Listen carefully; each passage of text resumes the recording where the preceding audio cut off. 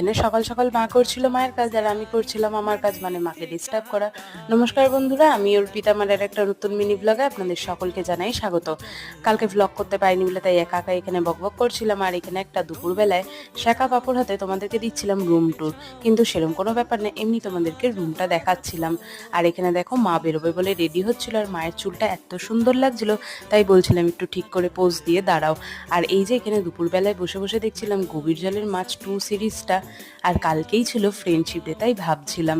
আর এখন আমার অসময়ে আর আমার খারাপ সময় যে আমার সাথে থাকবে, আমি মনে করি তাদেরকেই নিজের সুখের সময় রাখো, আর তারাই তোমার আসল বন্ধু। তাই এই ভিডিওটা আমি করছিলাম এই কথাগুলোই বলবো বলে। আর এখানে দেখো বিকালবেলায় দাদু দিয়ে গেছিলো তালফুলুরি, ঢালতে গিয়ে একটা ফেলেও দিই। আর এই সিজনের প্রথম তালফুলুরি, যেন আর লোভ সামলাতে পারছিলাম না। আর রাতে ছিল খিচুড়ি, ডিম ভাজা, পাঁপড় ভাজা।